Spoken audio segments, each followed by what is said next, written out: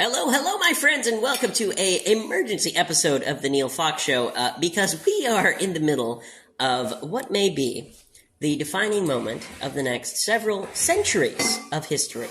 And why don't you tell me what one of our advisors, Robert Kiyosaki, said on TikTok earlier today?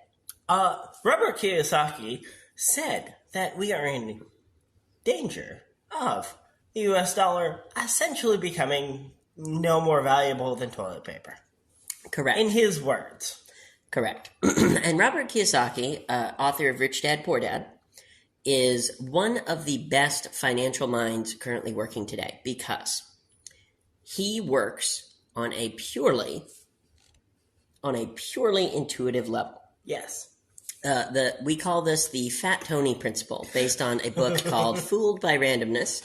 Another excellent book that everyone should read. So, Rich Dad, Poor Dad, Fooled by Randomness, both highly recommended for what is to come. So, we have been predicting this exact thing on the podcast for over a year, if I'm not mistaken. Yes, we have had many conversations off the podcast about this very topic. Because the US dollar is backed by nothing. It is backed by faith in the U.S. government. And I use the word faith very specifically because it is faith in the same way that people have faith in a god or in a state of any kind. We are not talking about one specific god. We are not talking about one specific state. But why did the Soviet Union collapse? Because people lost faith in the state. Why did the Roman Empire collapse? Why did the Roman Republic collapse? Because people lost faith in the state. Now, and specifically in the money created by the state. Because, keep in mind, that the Roman Republic and the Roman Empire had a fiat currency. A currency based on nothing. Especially near the end of the empire, because at the beginning, they did the same as the Egyptians and a bunch of other, ancient cultures where they would make their coins out of, say, silver, bronze, something like that. Something that, you could, in theory, and many people did when they needed to, simply melt down the coins and make something else. If you needed to make a bronze pot, and the only thing you could do was find 100 coins, you simply melted down the coins and made a pot. And what happened is what is called I don't remember the term, but it is a process by which devaluation is what it's called. Sorry, I couldn't think of the term for a moment. Devaluation of the currency is what happened. So, what would happen over time? This happened in the Roman Republic. This happened in Egypt. This happened in many British, French, German, and other empires that happened over the centuries, okay? So They would start with coins made of gold or bronze or whatever. And over time, the king would say, well, we need more coins, but I don't want to have to pay for more gold. So we're simply going to melt down the coins that we have in the treasury, mix them with other cheaper metals, and then call them gold coins. And then our wonderful friends over in China, something like around 1,000 or 2,000 years ago, I don't remember exactly, but it was a while ago, came up with the idea of paper money. So, what was paper money when it was originally invented? What was paper money when it was originally invented? Correct. It was a certificate for... It was a certificate for... I believe it was for rice that they backed their paper on. That they backed their currency on. I forget exactly what it was. I don't remember what backed it up, but I'm sure the historians in the audience will crucify us in the comments. But whatever. I was looking for a more general answer, which is it was backed by something. Yes, backed by something. For example, many of you listening in the audience are old enough that your father or grandfather probably has a bill or two in their collection of bills or money that says, exchange for 1 ounce of silver or exchange for 1 ounce of gold, because this used to be the way that money worked in the United States. Now, my understanding is in the 1800s, you could literally just go into a bank, give them $1, and they would give you an ounce of silver. Yes. Now, speaking of that, I actually have many silver coins from that era. Mm-hmm. And each one's valued at like $15 or $20 at this point. Mm-hmm. I need to get more. Oh, yeah. So, what that tells us is that the currency has been devalued by approximately 15 to 20 times. So that means that if you have a silver dollar, that silver in that dollar, assuming it's exactly 1 ounce, which it's probably not, but the point is, let's say you have a silver dollar made at a time when it was exactly 1 ounce, which would have been like 1850 or whatever. Yes.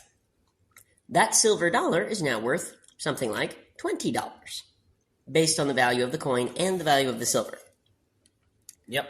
So what that means is that today, the equivalent would be a nickel. So that means that since that coin was minted, the currency has been divided in value by 20 to become, if you have, so I want you to imagine in your mind, audience, a silver dollar, 1 ounce of silver, and a dollar bill. At the time when those were created, okay, those would have been equal. But today, that dollar bill is worth 20 times less than the silver dollar. So, Mr. Kiyosaki, you are correct, because it's already happening. Uh-huh. Let me point out, my friends, that over 50% of all dollars, over 50%, have been printed. Now, again, when we say printing money, we are using it metaphorically, but we're talking about digital currency as well. We're not just talking about physical dollars. Yes. More than 50% of the dollars in circulation, okay, so digital and physical, have been created since 2020. Yes. Yes, it has. So what that means, let me clarify this for people, because most people do not know this information, and they absolutely should. What that means is that there is, at minimum, a 50% devaluation coming. At minimum. So your $1 today is going to be worth 50 cents at some point in the near future, because that's how the economy works. If you print, if you have $100 and you print 100 more dollars, each of those dollars is now worth half as much. Correct. That's just how it works. If the economists tell you otherwise, they are lying to you, because that is how it has worked in every economy in history, and there is no reason to believe that the U.S. is any different. Now, here are a couple tactics to hedge your bets against inflation. Absolutely. Let's hear it. Physical items. Because physical items, in the worst case scenario, can be traded for what you need. Correct. Well, physical items such as bullets, such as medical supplies. I like how bullets is your first Band-Aids. answer. You've played a lot of video games. I have played, 1, a lot of video games. 2, a lot of those video games have had economic systems built in on the trading and bartering system. Correct. So, if you're a drug dealer in the apocalypse, guess what? You're probably going to be okay.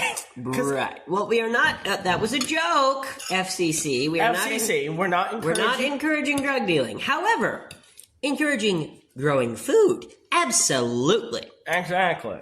So, for example, I cannot, with current technology, go back in time and tell Joe Biden not to print a trillion, whatever dollars, however many trillions of dollars he printed. Probably wouldn't listen to us, but it's fine. Correct. So, the thing is, what we can do is we can change the law once we are in power.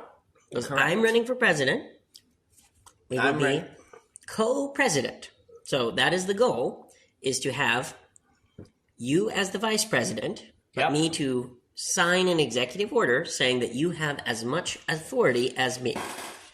With me, you could think of it like a corporation with me with 51% of the shares, so that if there is a final, immediate decision that has to be made in 30 seconds, I can make that decision even if you're asleep. But for anything not, nuclear disaster type decision, it will be a decision that you and I will make with the help of our cabinet. Correct. Our Secretary of State, Secretary of Education, all that, all those people. Now, for the immediate future, my recommendation, audience, is learn a couple of valuable skills that will increase your net worth in the apocalypse. Because the apocalypse is coming.